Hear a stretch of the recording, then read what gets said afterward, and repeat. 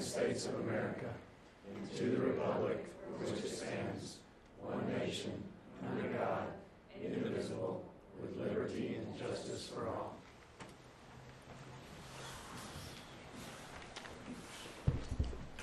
Welcome everyone to our July Parks Board meeting. I will start by reading the appeal of decisions pursuant to the provisions of 2.68.030 of the Metropolitan Code of Laws.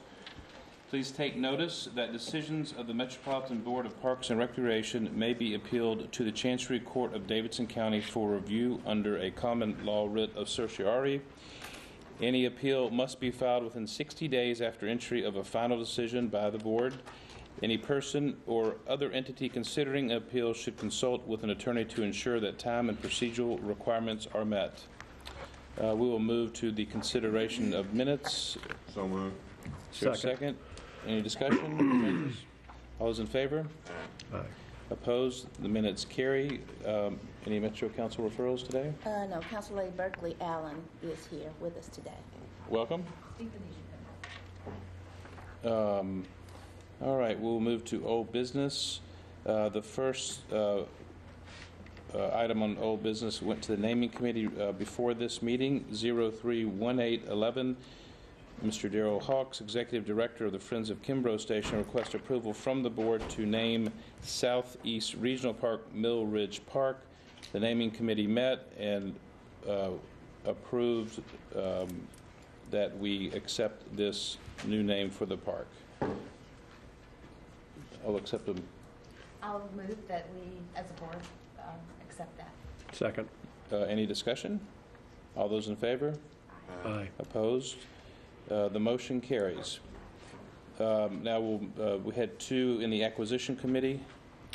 Numbers 061810. Tammy Sturgis, representing Piedmont Natural Gas, requests board approval of a permanent easement that will allow Piedmont to perform deep drill under a corner of McCabe Park. The acquisitions committee met and moves approval. Entertain a motion. I move that we accept the recommendation of the acquisitions committee. Second. Is there any discussion? All those in favor? Aye. The motion carries. Item 061811 or 11. Tammy Sturgis, representing Piedmont Natural Gas, requests board approval of a permanent easement as part of a pipeline project to locate a line within the existing TVA easement at Hamilton Road, adjoining part of the Whites Creek Greenway. The acquisitions committee met and moves approval of this request. I move that we accept the recommendation of the acquisitions committee. Is there a second? Second. Any discussion? All those in favor? Aye. Opposed? The motion carries.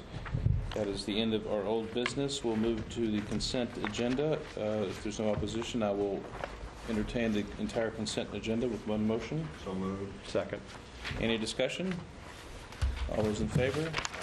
The consent agenda carries. We'll move to new business. We have to take those two together. Yeah, okay. So 071802, Belmont University requests board approval of Amendment 3 to the existing lease agreement between Metro government through Metro Parks with Belmont University for property improvement of the addition of an 80 by 130-foot indoor batting facility to be constructed in a different location at E.S. Rose Park than previously approved.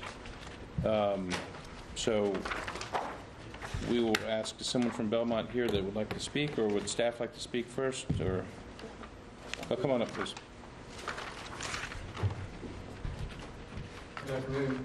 I'm Jason Rogers, Vice President for Administration and University Counsel at Belmont University. Thank you for taking time to consider this item today. The proposal before you is a proposed facility that builds upon the successful collaboration between Belmont, Metro Parks, and the Edge Hill community that began with the adoption of an agreement between Metro government and Belmont in 2007, resulting in the construction of baseball, softball, soccer, and track venues at the park, paid for by Belmont at a cost of about $9.7 million. The improved facilities are part of the public park owned and scheduled by Metro Parks Department. All facilities are scheduled, as I said, by Metro Parks. They're used by Metro Public School athletic teams, some community sports leagues, individual groups, and Belmont University's NCAA teams. This past year, Belmont's teams used the fields at Rose Park for approximately 14% of the normal operating hours of Rose Park. The improvements that were made under the 2007 agreement did not include an indoor batting facility. Back in 2003, Belmont University entered into an agreement with the Nashville Sounds, which was then operating Greer Stadium under an agreement with Metro Parks, to construct an indoor batting facility at Greer Stadium. Greer Stadium was then Belmont's home field, and that has been the site of Belmont's indoor batting practice facility since that time. As you know, Greer Stadium is slated for demolition.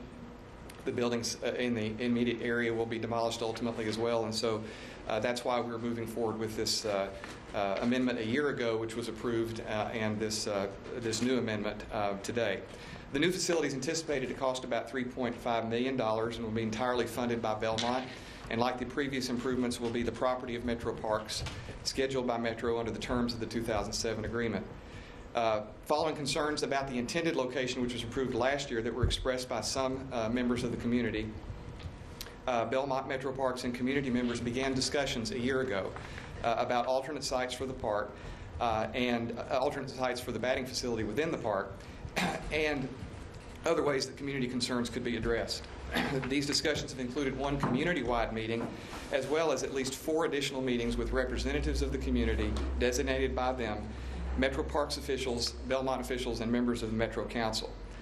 The relocated site, as well as the proposed grant which would fund Saturday hours at the community center, is in direct response to concerns that were raised by the community. The batting practice portion of the facility will be shared by the community and Belmont teams, and it is entirely consistent. The batting practice facility is entirely consistent with Rose Park's role as a community park, which is defined within Metro Parks' master plan as a venue that is to set aside to provide intensive, active recreational facilities, including indoor and outdoor basketball courts and soccer and football fields, all of which are included, of course, at Rose Park. Since the completion of the original improvements at Rose Park in 2011, and in conformity with the agreement with Metro, Belmont has invested $2.84 million in maintenance, repairs, and payments, annual payments which fund programming at Rose Park's Easley Center, as well as the PTOs for the adjacent Carter Lawrence Elementary School and Rose Park Middle School. The new amendment includes provisions proposed by Councilman Colby Sledge, who represents the district in which Rose Park is located, relocating the facility from the north side of the park to the south side, and providing for the annual grant that I mentioned earlier of approximately $28,000 a year to provide Saturday staffing at the Easley Center, which will make the Easley Center the only community center in Metro open on Saturday. Wish to address 3 points which were included in an earlier provision. No trees will be removed at the site. Pedestrian connectivity will be maintained.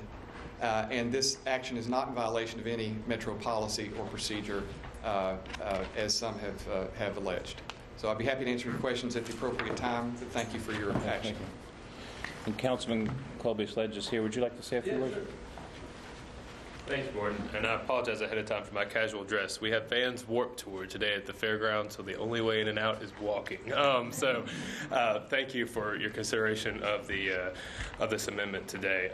As Belmont sort of referred to, we have been in a conversation with neighbors really, quite frankly, since the original amendment passed. That amendment, as you'll remember, was to place the batting facility on the northern portion of the park in an area that was green space, essentially, but was unprogrammed green space next to a pavilion.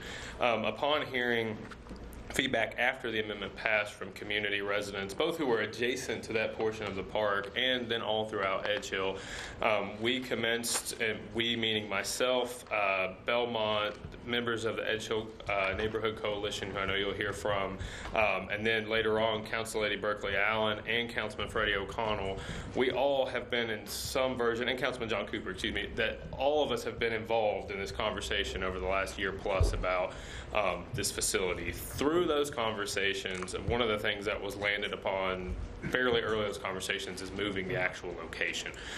There is some significance regarding Civil War history on that hill, which is close to Rose Park Middle. And so our intention, at first, we thought that we could potentially take part of a parking lot that Rose Park Middle was not using. We worked through park facilities with that. We found that that wasn't quite suitable with the neighbors in regards to that concern. So that is when we started looking at moving to the southern portion of the park that is proposed now. One of the reasons the northern portion had been proposed initially is because of the use of the basketball courts that is on the southern portion of the park. Those basketball courts are great, and they are used all the time, especially by members who live across the street. That is caused me a little bit of heartburn, but we have been working through, schools in fact came involved because they have part of that easement, and we're able to grant the easement to shift the basketball courts, and we're working very diligently to ensure that it has the least amount of impact possible on use, if not no impact, and that we might be able to do it in the colder months of the year. The other piece of this that came in that was much less related to physical facility and much more about the park was, what is the public good? I think the conversation we've been having a lot in the city and in council in particular is, who is this for? And there was a sense among residents, not unfounded, that they would not be able to use this facility and that this was much more for a private use. In the conversations that we've been having in the amendment before you, it does call for community use of this facility. We have been working through with some community members what hours could look like. We're not there yet, quite frankly, but it does call for the community to be able to use it. You'll also hear questions about use when it comes to Belmont, what I'll call Belmont primary or exclusive use regarding training facility and sort of what I would call physical therapy, changing rooms, places where players could get worked on. That is still a point of contention, and I just want to put that out before the board, that part of this facility is more or less primarily would be used by Belmont, and we have also been having that conversation about how could it be more or better publicly accessible, which brings me to the main point, and I want to make very clear before the board, as I have before everyone else, the amendment before you is my idea. It's my amendment. And the conversation that we've been having, there was a desire among community members for Easley to become a regional community center. Right now it is a neighborhood community center.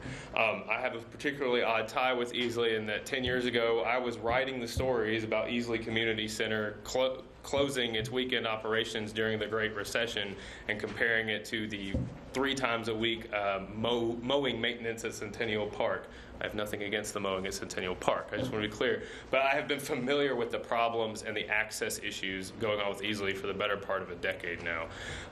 And as I heard that the desire was for a regional community center, as I believe is looked at within the plan to play plan, the problem is it is way down the road. And as everyone knows from the fiscal issues that we have been going through in council and through our many boards and commissions, it is unlikely that we will see a true regional community center footprint shell placed on that property in the near future. So I tried to go for the next best thing, which was getting the, in my mind, regional community center access, community hours.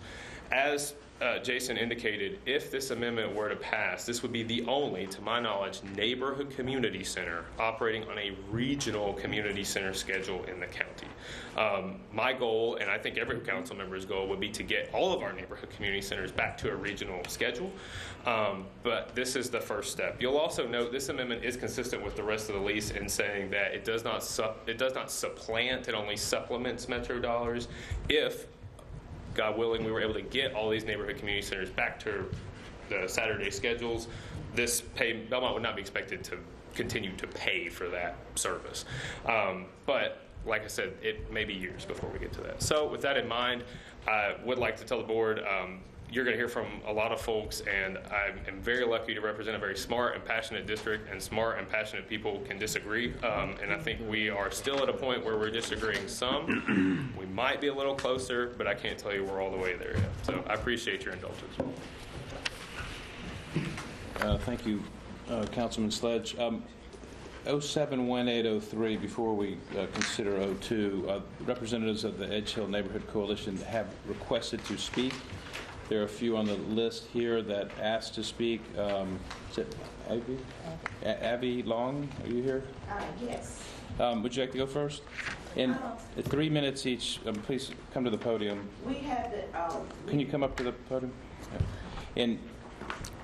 Sure. Can we already had designated an order? So Do whatever you want to do, but just 3 minutes each. Okay. And just state your name when you come up. And Hi there, my name is Rachel Tapper-Zylstra. I'm an Edgeville resident and a community leader. This is actually my third time coming before you.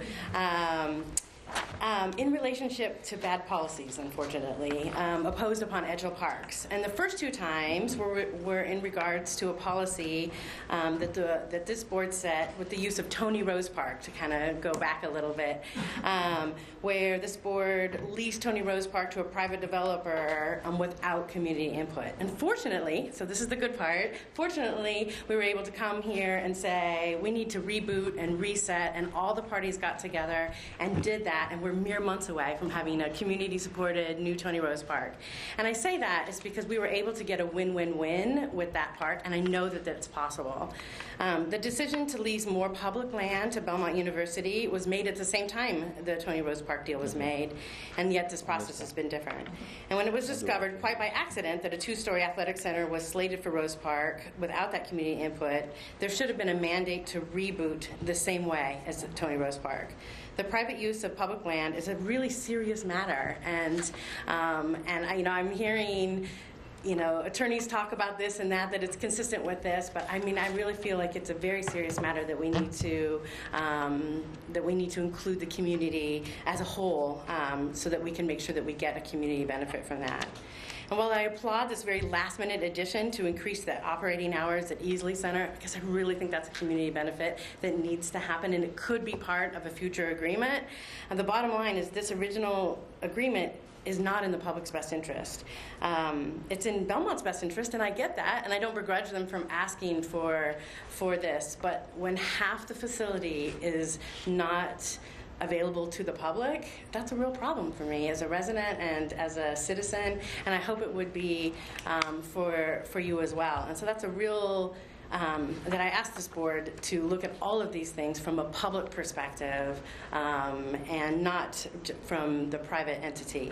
A 2-story athletic facility leased for 30 years, well below public or market rate. It's just not in our community's best interest or our city's best interest. Our parks need lots of money. There's more money to be had in these kinds of things if that's the road that we're going to go to. And I'm not saying that you should privatize all our parks, but there's a way to do that, to find a win-win-win. We're just not there yet, and I just asked this board to defer this. It's been a lot of hard work, but I know that our community can get there, but we're just not there yet. So thank you.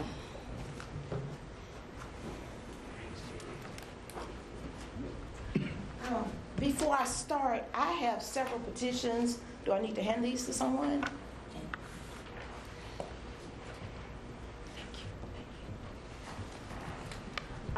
Those petitions represent neighbors, our neighbors, members of the community who are opposed to this new amendment.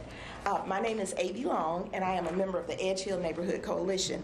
And we oppose this amendment because it violates several of the Park Board's own public-private partnership policies. From Section 3000.29, the first one is, it is fiscally irresponsible. Your policy states, any public-private partnership cannot financially encumber Metro assets.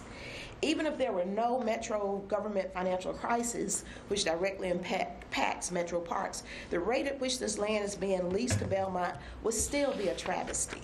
And especially because of the existing budget deficit, leasing the use of this land at a rate that is drastically below market rate is truly unthinkable. Number 2, this agreement does not afford equal access and availability to the public. Your policy states, Metro facilities must be made available to all members of the public on an equal basis. And it further states, the right for public access and utilization must be maintained. This new amendment calls the second floor offices and meeting rooms lock and key, which means totally inaccessible to the public. Number 3, There were no community meetings held to ascertain the need for assumed services. There have been negotiations with members of the coalition, but that cannot substitute for the community meetings that are stipulated in your policies. Your policy states the staff of Parks and Recreation, in conjunction with the area council representatives, plural, and this area would include District 17, 18, and 19, will hold a minimum of 2 community meetings to ascertain the need for services identified to validate the assumptions. Additionally, it states, additionally, the council representatives should endorse the plan development. My question is, how can someone accurately endorse a plan that was initially misrepresented to them? The majority of council members did endorse this plan in April of 2017, but they endorsed what they thought was a traditional outdoor batting cage. Many have said they had no idea that they were endorsing a 2-story Belmont athletic building with a first-floor indoor batting cage and a second floor with offices and meeting rooms that are accessible only to Belmont staff and students. The second floor of this building would be exclusively accessible to Belmont staff and students. For this reason and many others, the Edge Hill Coalition opposes this amendment. Thank you. My name is Joe Staller, and I worked with the RBI for the last 3 years, strong baseball in the inner city. And what's happened, I met with John and Monique and all kinds of people. Belmont for the last 3 years, trying to get teams on the fields because I have a company down in the end of the block. I live about 3 miles away. I come through the Overhill to get there, Edge Hill, into that community, and so I'm just trying to help coach and help these kids if I can. So, and I came to find out 3 years ago there is no leagues there anymore. There were 10 leagues. Jay Smith, W.O. Smith's son, happened to go to school. And I said, what went on when you lived here? And he said, yeah, we had leagues. We had all kinds of people here. That was the center of our community. And I'm saying, well, the community center is shut down now on Saturdays and Sundays. They can't play anything there. And then I tried in 3 years, I've had first year, I got nobody to play baseball over there. They weren't used to baseball. They forgot what baseball was because once they built all these, the stadium and everything, I guess they disrupted everything and then all it went away. And so I said, all right, well, that's fine. Let's have baseball now. And I was unable that first year to get 3 years ago to get any baseball. Last year I got about 30 kids, but I had to get the fields and I had to get Daryl to talk to them, and then we had to get Brenda Morrow to talk to John, and finally I said, okay, you can have these fields for free, and that worked out fine for the summer. They weren't real teams. We did have real teams play, and the real teams were the high school RBI teams, and they played over in the high school fields. And when I went in, they charged me $1,100 for that, by the way. They said, okay, well, they aren't Edge Hill people. But Edge Hill is the center of the black community, inner city community. It was at that time. It's not just, people didn't just go just from Edge Hill to there. They went from all over because there were teams and leagues. Okay? But there's another problem here, and that is there was 4,200 kids in Police Athletic League and RBI. And Police Athletic League was disbanded, and RBI went from 1,700 kids down to 200 kids. All right. In that time, as I'm sure you all know, Nashville is 25% high. Yes. The 3 minutes are up, so if you can kind of finish up. Let me wrap this up. Okay. 25% of higher rate of incarceration than anybody else in the nation, and 20 people dead in this city, the kids, versus 10, the second highest Oakland. So there's we need all these things. We need these kids. We need Belmont to do that. Belmont has all the tools we need, but they have not applied it. Right. All it is they're paying cash. And it's a $300 million contract. That's how much 40 years of a $75 million piece of land is. And that land is worth $75 million, 25 acre overlooking downtown, is worth over 40-year lease is worth about $300 million, and they're getting it for $4 million. And we cannot give a 99% discount to a white rich school and take it away from black poor kids unless they do something for that. And they're not doing anything for that. So that's the problem we have here. So it's hard to access it. The Belmont people are not presenting all the things they could, which is schools. We're going to have to stop. Right? Yeah. Anyway, bottom line is that Belmont could do something. They have not done it. That contract is not fulfilled. There's merely a cash contract, and you can't give them 99% discount. So let's rethink this. Thank you. Council, thank you for that. Thank you. Council Member Erica Gilmore, I think, would like to speak and is here. Welcome to our meeting. Thank you. Thank you for having me and allowing me to speak. Good evening to the staff and also to the board members and to our illustrious director. So I appreciate you so much. I am Council Member at Large Erica Gilmore, and I did come to speak today to say that I do not support this amendment. I was originally the 19th District Council Member. I initiated the deal at that time. The former council member was leaving out, so I had to continue and finish that up when we did the original deal some 11 years ago. It's hard to believe I've been in council that long. But I stand with the Edge Hill Coalition because I do not believe that the kids should be sacrificed. Even if we're moving the basket court over 1 inch, I still think it inconvenienced them. And a lot of times public-private partnerships are great. But in this particular case, I think Ms. Long made a great point. With the 2-story facility, it no longer serves anyone in the public. It's exclusively for Belmont. So I think it violates that. I think we look at public-private partnerships when they can satisfy a good for both the public and the private. But at this point, if we add that facility, the public no longer has access to that at any part. And I think that's kind of how I measure things as a council member. And so I just want us to keep that in mind. That's why we do it. We do it to save costs at the time. The parks were stretched really thin. They do a good service. Everybody loves our parks. And we thought it was in the best interest to do it, to save our parks, for it to look better.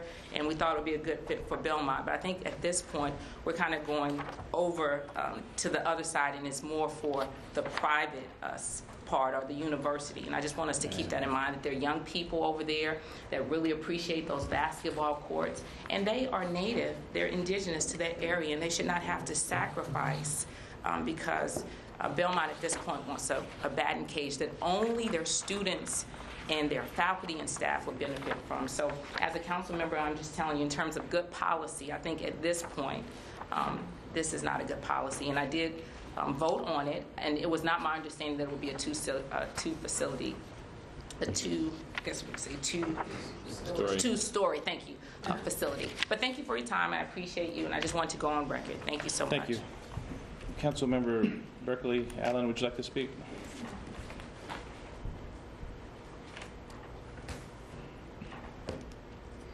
Board members, thank you for the opportunity to speak. I represent District 18, which is the area where Belmont University sits, and I have worked in partnership with them on a number of items. This, again, is one, as many people have said, that sort of took us by surprise when we voted. I batting cage.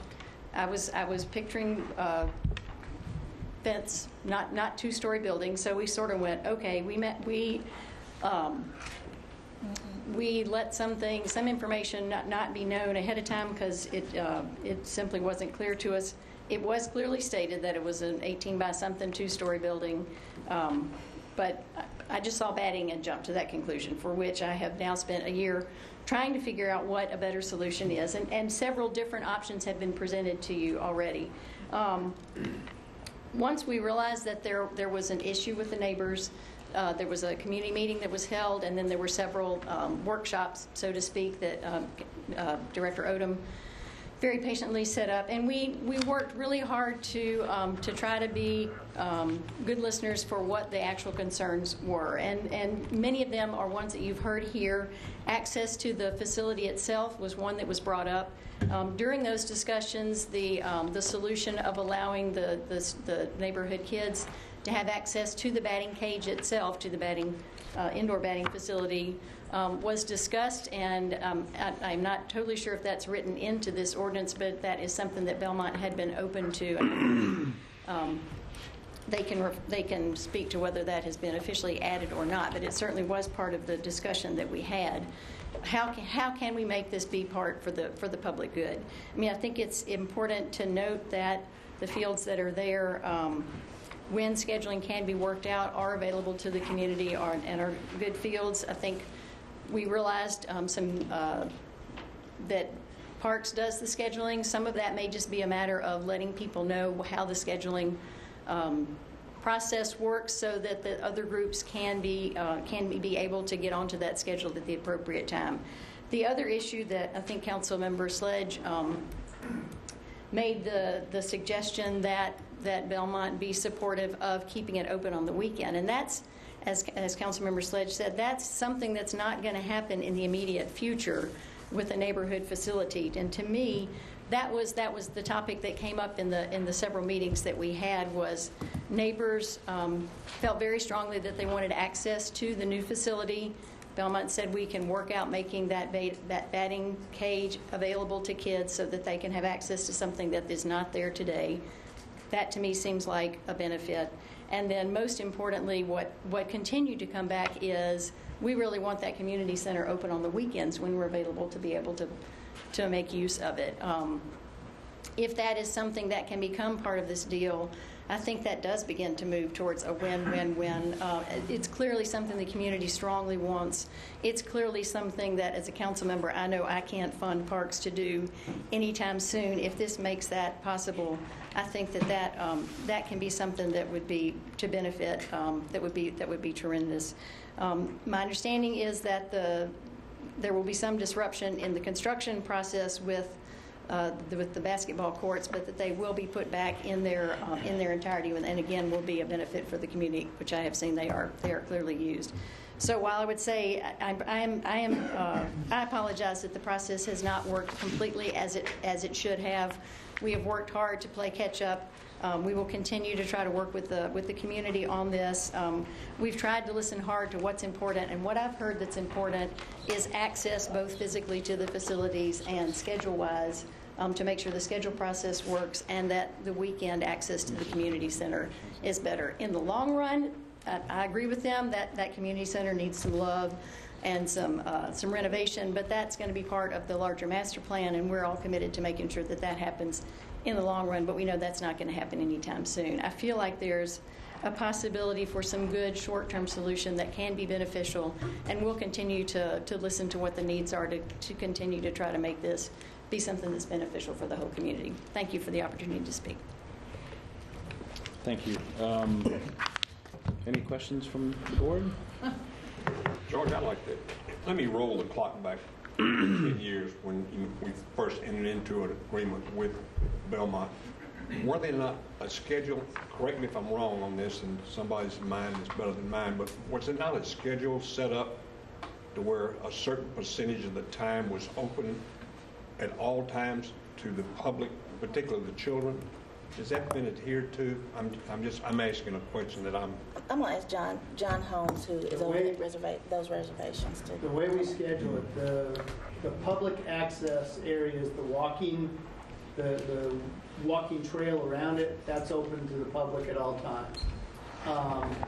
The usage of the fields, we are sorely limited in fields here in Davidson County, and the baseball field and the soccer field are used, and I don't know the numbers right off the top of my head, but significantly more by the public than they are by Belmont, and Belmont uses those fields at times when the public can't. Belmont uses it during the day when families are working or in school, and then in the evenings and on the weekends, the public has more access. So we have, since the beginning, and we do an annual report, which you will be receiving next month, I believe it is, that gives the usage numbers for Belmont and for the public. The public uses it significantly more for the baseball and the soccer than Belmont does. And priority-wise, Rose Middle and Carter Lawrence get priority use over everyone. Belmont gives us their schedule, then it's Carter Lawrence and Rose Middle have it after that. So my curiosity about the access and the hours, have those been set for the new facility? And would it be similar or on the batting facility? I understand the second floor is the detention. Nothing's been set for the new facility. The hours have not. But there seems to be some skepticism that it would be as generous as what it sounds like. Yeah, and my expectation is that it will be the same. It will be the same with public access. So no hours have been set. So the concept of the shared batting facility sounds good, but are we going to have kids in there at the batting cage without adult supervision? How do we handle our other Those batting details facilities? have not been worked out yet. The details haven't been worked out. They've been part of a discussion because that's a batting cage is high risk, of course, and you'd have to have either adult supervision or staff supervision for risk of injury. That's where I was going. It would not, yeah, it would never be open just for people to just go in unattended. And would Belmont be amenable to allowing the meeting rooms and second floor space be open to the public as well? And is there a need for that in this community? The Belmont's committed to working with the community to make sure the needs are met. That decision would ultimately be up to Metro Parks as the scheduler of the space. We feel that based on the conversations that we've had about the need for meeting space, that it appears as though the Easley Center more than meets that demand in terms of the meeting space that's there, and certainly with the addition of Saturday hours, that would open up even more opportunity there. And our hope is, on the Belmont side, that the grant which is funding the Saturday hours would be able to assist with the funding of the supervision that we've discussed that's needed in the batting cage if Metro Parks chooses to make it available on a kind of walk-up basis as opposed to scheduling it by community teams, but that of course is up to Metro Parks. Okay, thank you. And any, just to reiterate what Mr. Rogers said, any staffing at the location, weekend or at a batting facility would be funded by Belmont and not Metro Parks. On the weekends, it would be funded by Belmont. On the weekends at the community center and staffing, any staffing at the batting facility at all. So the other thing that came up a lot for me was the basketball court conversation, and that if this happened, would the courts, I guess, would the courts be closed? Would they actually be closed for a period of time, and how long would that be? Well, the discussion has been, because I have those same concerns, that the basketball be disrupted as little as possible. Sure. And so I think there was a scenario where one part of the court would be moved and done, and then the other part, so that the entire... There would always be at least one court. That is the expectation. Seems to me we need some more detail on some of these, some more detail on the sharing aspect of this and how some of these things would work. And with varying opinions from different council members here and also attendees. I mean, I think my opinion is I think we need more detail on how the sharing might work, John, and how Belmont would help on the cost and how it might benefit the neighborhood. So, you know, I think we should defer, I think. And that's what we had before 10 years ago. Yeah. They had it broken down to... I think the deal's evolved. Yeah. I think we need to reassess it in a good way. I mean, it's been a good partnership. I don't want to say it's not been. I would like for us to get to the win-win-win Right. if we can. And it sounds like we're kind of close. I mean, there's a lot of emotion on either side, but it sounds like we're kind of close. And I think it would be great if we could get a little further down the road and see if we can get there. So could I move that we defer it? Mm-hmm. We have a motion of deferral. Second. Any further conversation? Do we need to set some time parameters on that? I think that would be good for all parties involved. I mean, could we get some detail and then by the next meeting, or is that too soon? And do we need to have more community meetings? I also kept hearing that there haven't been enough. I don't know. That's up to the council people, I guess. I can commit to that. Okay. To additional community. Well, let me also ask Belmont, is this a time-sensitive matter to go construct a batting cage, or if we needed a 2-meeting deferral, is that going to be okay? It is a time-sensitive matter for no other reason than the fact that the venue at Greer Stadium is currently been without electricity for some period of time due to some vandalism out there, and it needs attention if we're going to be able to continue with the indoor batting practice. It's been 14 months since we began this conversation, and 12 months, 13 months since it was approved initially, and we're very much in a time crunch and need to move forward as quickly as possible. So I certainly would be willing to do whatever is necessary to get the report back to you all at your next meeting.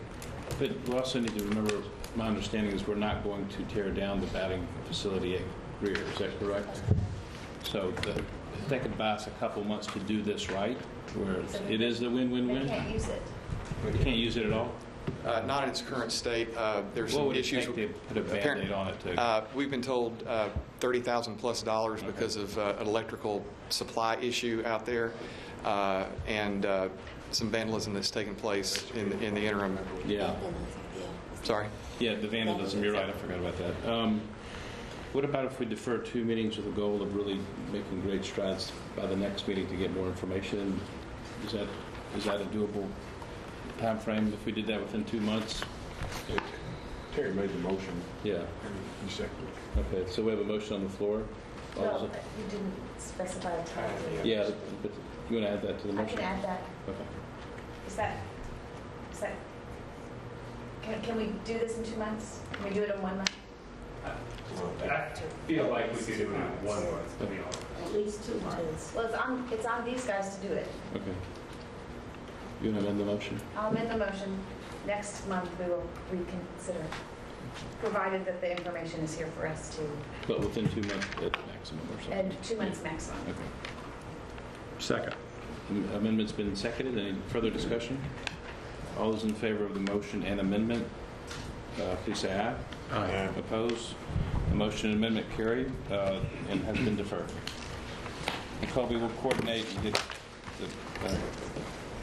All right, moving along to 071804, Mr. David Hudson, attorney at law on behalf of Les Richardson and Alan Earls of Airboat Nashville, is requesting permission to obtain a permit for Airboat Nashville to utilize the East Bank dock to load and unload passengers for river tours. Is Mr. Hudson here? Thank you very much. My name is David L. Hudson, Jr. It's an honor to be able to present to the board. Thank you, Mr. Hester, for giving me the opportunity to speak. As you indicated, I represent Airboat Nashville and owner Les Richardson, who is present today. In its initial iteration, Airboat Nashville, which does seek to provide guided tours benefiting the public, hopefully a commercially viable operation, sought access to East Bank dock. We realize that that is a congested area. We realize that there were concerns about congestion and noise. And so in its current form, we are asking for a permit to conduct loading and unloading at the East Bank landing. It's not nearly as congested. The boat, which is only 20 feet by 8 feet, is not a large boat that would cause excessive noise problems. The boat can pull up quite close to the East Bank landing. Believe it would be a very safe thing to do. If for some reason there were continued concerns over access at East Bank landing, there is also Two-Lock Park, which is further down the river. There are no congestion problems there.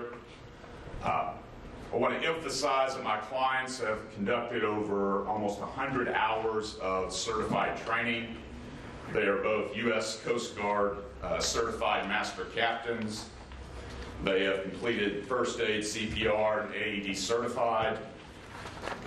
They have passed various regulations by the Merchant Marines. They are willing to abide by reasonable regulations. They're also willing, they would love to have a permit similar to what Cumberland Kayak has and River Queen Voyages has, which would be designated use at either East Bank Landing or Two-Lock Park or another one of these locations. In the alternative, if there is some general reluctance to deny a permit, we would be open to the option of perhaps some sort of conditional permit.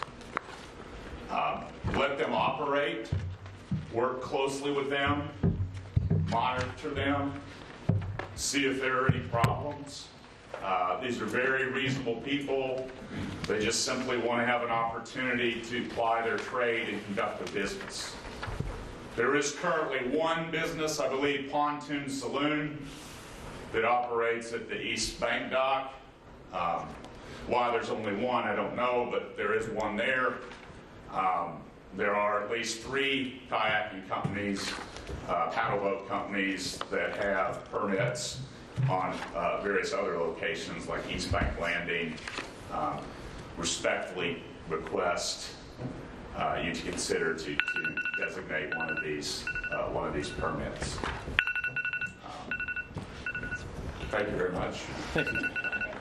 Jim or John, just you want to speak on behalf? Sure. I guess I'd start by telling you the one they mentioned, Pontoon Saloon, came to us in, I believe it was 2016, to request a permit. They were the first company to ever do that. You all issued them a permit. It took them a year to construct their boat, so they actually didn't start operating until last year. Between that first request and the time their boat came to be, we started getting a lot of interest in downtown, lots and lots of requests. We discussed it internally and decided we would use Pontoon Saloon as a test case to see how things work downtown. We determined that the East Bank pleasure docks are not the right place for commercial. We have too much demand for other areas, and there really isn't any other suitable spot for a commercial usage down there. We notified Pontoon Saloon, because of their investment, because we gave them permission to have a permit, we did give them an additional year this year because they had invested in a boat. But at that time, we told them, you're done. This is their last summer down there. So as of right now, we have no plans for a commercial boating tour company to be down there. We don't have the accommodations or the resources to manage that internally. I mean, we're just too limited. In regards to the permits that Jim does, they are in line with what our mission is. Through our outdoor recreation program, we do kayak trips, we do paddleboard. They are supplementing the activities that we are currently doing. In addition, the East Bank Landing was specifically designed for kayaks and paddleboards. While a boat can pull up there and dock, I don't believe that was the intent of the East Bank Landing, was for boats to go up there on a regular basis. So we made the decision to deny their request, predominantly on the fact that I've denied dozens of other requests from other companies. So if we were to decide, okay, we're going to issue, I really need to go back and start offering it to the people that have made the request first, I would think. So that's where we're at. If we did do this, would it be more feasible to do it on the west bank, to where a boat such as this could pull up and more easily disembark and load? Does that make sense, what I'm saying? Where right now, you've got larger boats coming there, and they're actually more there overnight, I understand that. But that East Bank scares me a little bit. The landing? The landing, yes. The landing was made for canoes and kayaks. It says in the master plan that it was developed for canoe and kayak access and stand-up paddleboard. Yeah. And that was one of the reasons we don't think it's a similar permit, is it's a different kind of boat and a different kind of purpose.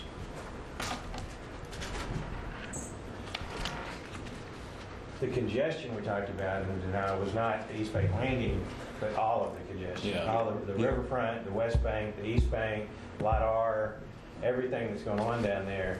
And then almost every day, at least a couple times a week, somebody else calls wanting to run a pedal tavern on the water, or a party barge on the water, or something else. I mean, no doubt it would be fine. But the question that we ask ourselves is that an appropriate role for us in the Parks Department to be granting all those permits? And also, we're not certain what's happening at the riverfront right now. What's the next phase? What's the next step that happens? And so that's really what it was, not picking out this particular group. What we're saying is we're not giving any permits to anybody that's running a commercial operation down there, other than the existing canoe and kayak permits that we feel is an extension of what we already do. Is that one that we have for one more year? Is that work? Are they on the water working? The saloon? That's Pontoon Saloon. They are out there. They're currently using the East Bank Pleasure Dock, and their permit ends as of December 1st of this year. So I think we probably should wait and see how that goes and see what we want to do as a department. I mean, I agree. It's just so that You talking about deferring? Or? No. I'm just saying I think we'd go with the department's denial because I think we're opening a can of worms. Yeah. And I know there are other ones because I've gotten calls and emails before too. So I move approval of staff's recommendation to deny the permit. There's a motion. There's a second. Any discussion? All's in favor? Opposed? The motion is denied. Moving on to 071805, staff request approval of an amendment to the Whites Creek Greenway Conservation Easement between Metro Government and John E. Ingram, and approval of an amendment to an existing Whites Creek license agreement between PDOT and Metro Government in order to accommodate a project to be undertaken by the state of Tennessee to improve a bridge over Whites Creek that also passes over the Whites Creek Greenway. So, Cindy? yes, we ask that to be deferred to the acquisition committee next month. Motion for deferral? So moved. So seconded. All those in favor? Opposed? The motion is deferred. 071806, staff requests board approval to establish fees for Hadley Park Tennis Center and outdoor courts effective Wednesday, July 11th, 2018. Steve? Hello. Well, we feel these fees are comparable to Centennial Sportsplex Tennis Center as well as surrounding tennis centers. Along with the course being resurfaced in August by USTA, I think it justifies the fees for Hadley Tennis Center. And when our opening's coming up? Tomorrow. I'll be there. Yes, sir. The date. That's exciting. So staff request approval. Move approval. Second. Any discussion? All those in favor? Aye. Opposed? The motion carries. All right, we'll move on to special presentations and introductions. The first one today we have is the Friends of Mill Ridge Park. I won't even use the old name. We keep these to 10 minutes, please.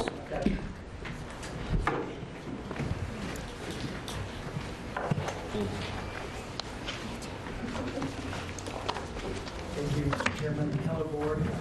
Thanks for having me today. Thanks for your time. Thanks for the tech support. Daryl, can you talk a little louder? Sure. Because that's not a mic. Oh, it's not a mic. No. Thank you.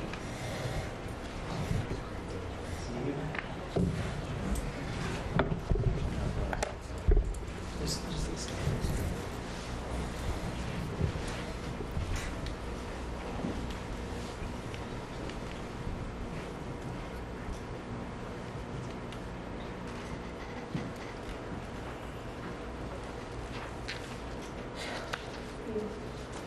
Okay, sorry. Thank you. Thanks for having me. I'm Daryl Hawks. I am the Executive Director of Friends of Parks at Kimbrough Station. And as you just mentioned, I should clarify by stating that we are the Friends organization for the Southeast Park, named today Mill Ridge Park, thanks to your earlier vote and thanks to input from the community.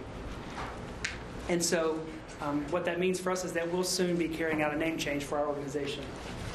What won't change, however, is our mission as a Friends group, which is to enhance and preserve outdoor space in Southeast Nashville for the health, recreation, and cultural enrichment of the community. The over 600 acres of parkland located just less than 20 miles from where we're sitting today offers a lot of opportunities for that quadrant of the community, including an anchor park for all the people in a fast-growing quadrant of our county, as well as a more family-friendly place to live, which is nearby, many key employers of the area, with programs that will inspire outdoor recreation, outdoor education, and cross-cultural interactions, as well as an opportunity to highlight the significant role of African Americans in the history of Nashville, plus large-scale public-private partnership opportunities, and conservation of green space in an area of mass development, to name a few. Since we're a new Friends organization supporting a new park, let me give you just a simple timeline. Back in 2011, the Nashville Open Space Plan envisioned an anchor park in southeast Nashville. And in 2014, Metro Parks Department and the Josie Davis Foundation began selecting and acquiring land in southeast Nashville for that anchor park. Fast forward a few years to January of last year, a stellar design team began the development of a master plan, while the Josie Davis Foundation partnered with the local Maddox Charitable Fund to create the Friends organization. Last July, the Parks Board approved the Friends of Parks at Kimbrough Station as an official volunteer group for the Southeast Regional Park. And in December, the park staff unveiled to the community a phenomenal master plan that's available online, and over 100 pages of great detail in response to a lot of community input that was received throughout that process. At the same time, the board of the Friends group hired me to start in my role in January of 2018. Since January, our focus has been on 4 key priorities: increasing community awareness and involvement, developing sustainable resources, building meaningful partnerships, and establishing operational excellence.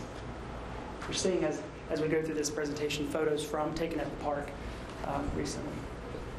In the area of community awareness and involvement, we convened a regional advisory committee representing people from the region, including districts 26 through 33, and we involved the community and their input in the naming process. In May, we hosted over 80 eighth graders on the park land to learn about biodiversity and to begin the biological inventory of the park utilizing a new phone app called iNaturalist. One of the teachers involved in that project remarked that the students, this was the largest dose that many of the students of nature that they'd ever experienced. And despite being caught in a torrential downpour during one of their visits to the park, they all spoke positively about their experience in their journals, including remarks like, "When I return to this park," and "when the park opens," and "when the park eventually has a name," implying their intent to return. Recently, we hosted over 17 volunteers from Deloitte who spent their day of volunteering at the 1931 farmhouse that's located on the parkland, clearing weeds from local cemeteries that are on the parkland, as you can see photoed here, as well as clearing weeds from flower beds that are home to heirloom irises. We've also attended community events, including, as you see pictured, the Mill Creek Family Day, as well as the Southeast Egg Hunt and Festival, to share the parkland with local families. In order to generate advocacy and support for the park and for the Friends organization, we've convened a local business coalition of leaders from local businesses who employ and whose customers will utilize the park. We'll be hosting later this summer an event for that business coalition to include the mayor, and we invite the board of parks to attend.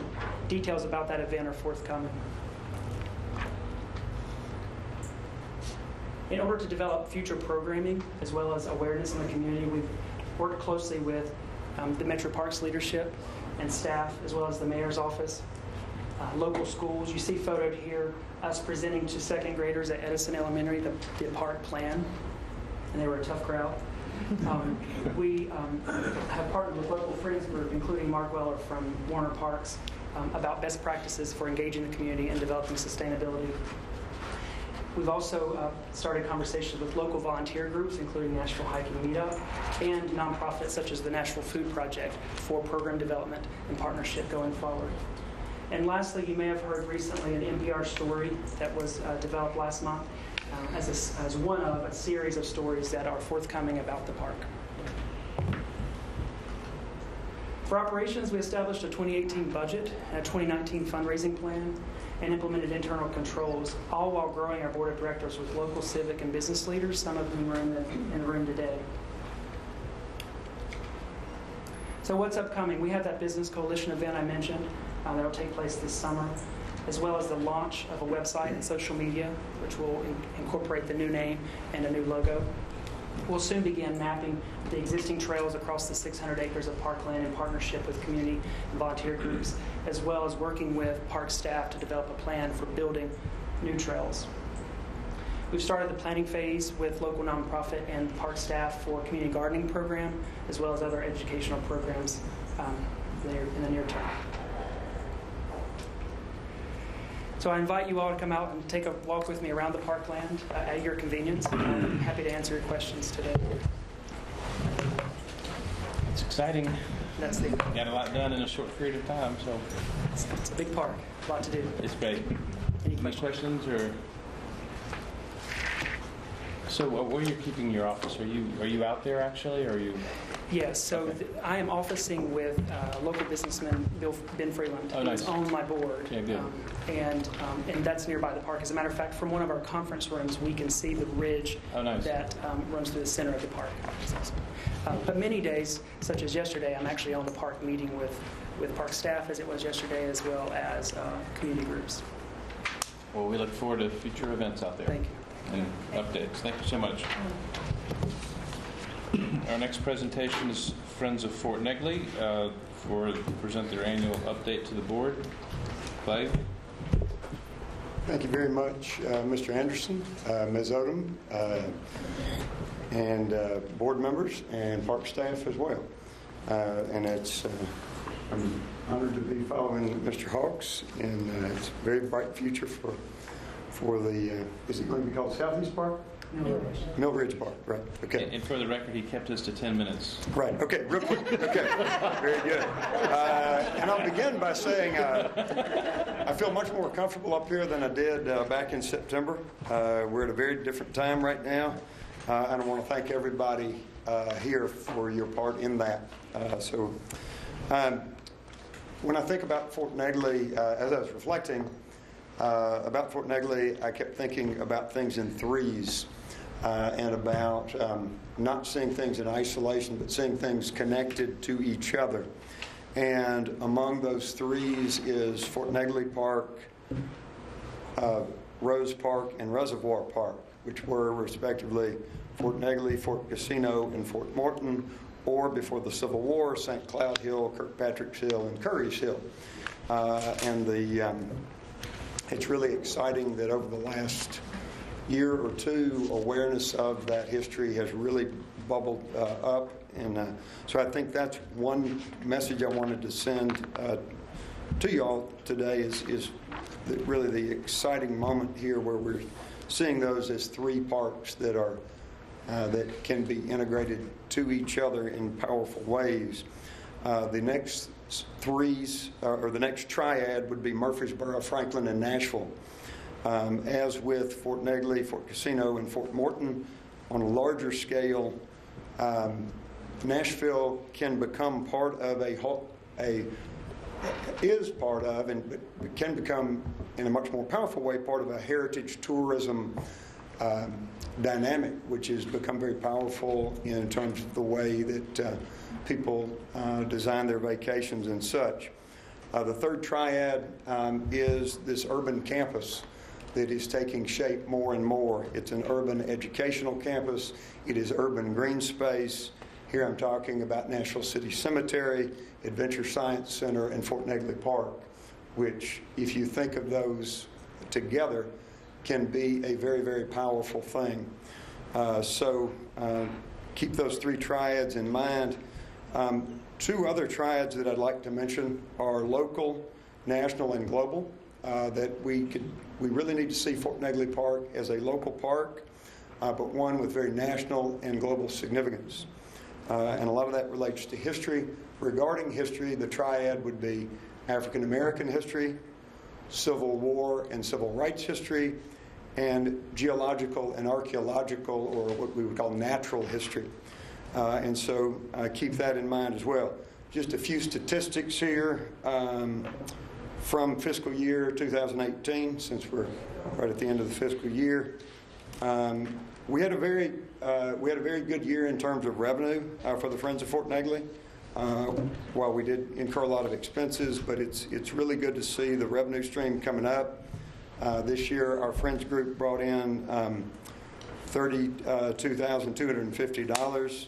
About $22,000 of that was donations and memberships. Compare that fiscal year 2017, which was only $9,600 in revenue, with $3,200 in donations. So in some sense, any publicity is good publicity. but people have become much more aware of Fort Negley Park and of the Friends group. Our formal membership is up to, our member numbers are up to 200, which is a little deceiving because some of those are family memberships. Attendance, thanks to the work of Krista Castillo, who is here with us today, as well as Tracy Harris, and a number of people who volunteer their time, as well as some interns who are here in the summer. Attendance this fiscal year, was up 40%. 32,000 people attended during the time when the visitor center was open. That's up from 23,000 in fiscal year 2017. And that does not even include the eclipse day, which was, as we all know, an unusual event that does not come very often. Now, on the subject of baseball, I think I would be remiss not to mention baseball. We've been talking about baseball today, and back to threes. 3 times 3 is 9 innings, 3 strikes and you're out, et cetera, et cetera. But there are 3 histories of baseball at Fort Negley, and I think we need to consider that. We have vintage baseball, which goes back to the Civil War history. We have a long history of people playing baseball, people who grew up here in Nashville, including the chair of the Metro Historical Commission, Jim Forkham, often reminisce about playing youth baseball over at Fort Negley Park. And then, of course, we have the Greer period. What we do with that baseball part of the history, I think, is up in the air. But one thing we've pushed for, and if we have a multi-use field over there one day, is that it could become a site for vintage baseball. So I wanted to take an opportunity to tie this into baseball. And am I doing okay on time? A couple of minutes? A couple of minutes. So I've got one quick suggestion. Maybe Belmont students could go over and lead, work with neighborhood youth over there at Rose Park. That is one thing to consider that came to mind as I was sitting here today. This year we have really come of age as a Friends group, and we would not be here were it not for the support of the Parks Board, and we really, really appreciate that. So on the subject of threes, I say thank you, thank you, thank you. Also, to highlight this year, we did receive the Commissioner's Award from the Metro Historical Commission, and we took that as an opportunity to thank, not to pat ourselves on the back, but thank all the other groups that have helped us, groups and individuals who have helped us, and I certainly include the Parks Board among those groups. So thank you in that regard as well. And in conclusion then, I think we have a very, very bright future, and we are committed to playing our part and helping in any way we can to help make Fort Negley Park the park that that people have been envisioning it could be since at least 1928. And this is our 90th anniversary as a park. So thank you for having me here today. Thank you for that update. And I think the deconstruction of the stadium is slated for the end of the summer, if I'm not mistaken. Great. So I had heard that'll that. Be a significant time and moment for us. And I still think we should do our tour one day that we talked about. It's on my list to do. So we'll come walk the site soon. Do you have any questions for Mr. Bailey? Thank you so much. I would be happy to facilitate the tour. And if y'all have any other questions, and feel free to email me or Krista at any time. So, thank you so much. Thank you. So, Janet, we're supposed to get the Financial Streets Friends group maybe before the meeting. I don't remember getting this one. Let's get those. We'll get. Yeah, we'll just go back in a cycle. It's nice for us to get them maybe a week or so before. Just so I think I sent y'all all that we already have. Okay, good. All right, nice. All right, Tim is not here. He's not here, but Tim is not here. Yeah, for capital projects. He left his written report, virtual places, and if you have any questions, Mark Bradfield is here in his stead and can just answer any questions that you may have about projects in particular. Any specific questions? All right, we'll move on. Jackie, upcoming special activities and events. Well, we've already touched upon one, and that's Hadley Park, and we're really excited about the opening of this facility tomorrow at 11 o'clock. It's going to be a definite asset to the community as well as Metro Parks. The indoor facility is just absolutely fabulous, and it's also appropriate to have special events there as well. So we hope that all of you all will be able to come out and attend the grand opening. The mayor will be there for that event on tomorrow. On the 21st, we have the Smith Springs Community Center and Park grand opening at 10 o'clock. That's a very much anticipated facility over in the Antioch area. And then on the 26th of this month, we have the Metro Parks Teen Talent Showcase, 4 p.m. at Cumberland Park. Well, thank you for that. Any questions for Becky? Busy time of year. July 4th was great and busy all over the city in our parks. All right, any department updates?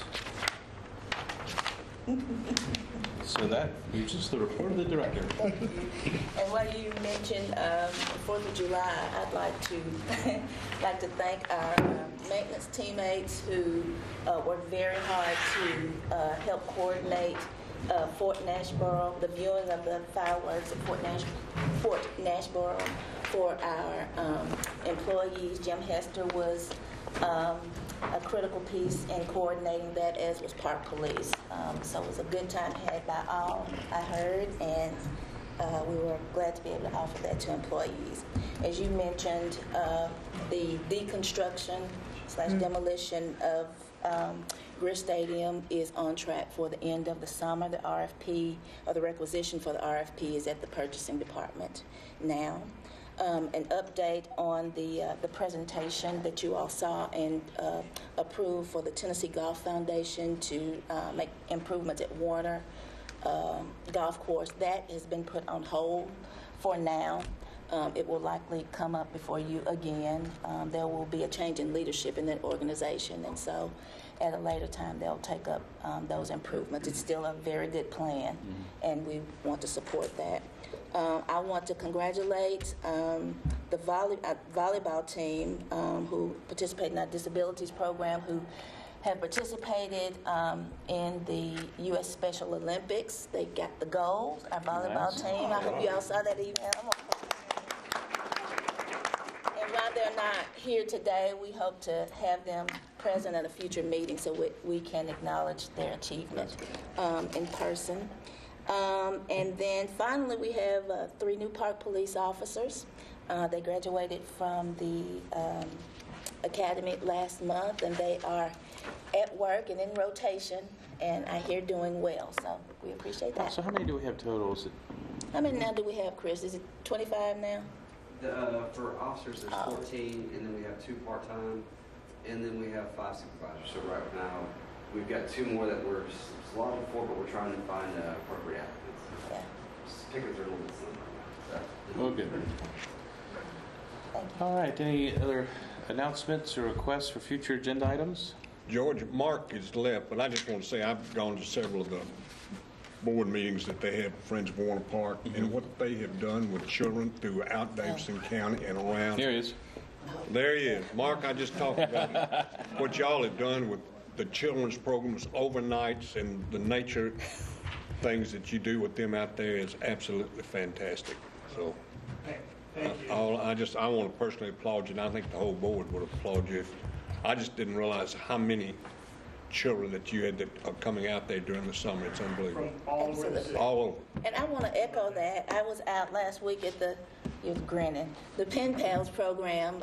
It's an overnight program where I think young people from community centers go out for a camping experience, and I went out and participated in some of the activities, and I can echo, it is a wonderful program. Did you get pancakes while you were? No, I did tie-dye. I did tie-dye, and I caught 3 butterflies, so. And I have a picture. I can prove it. Of her doing the tie-dye, so maybe we'll see it. Thank you, Mark.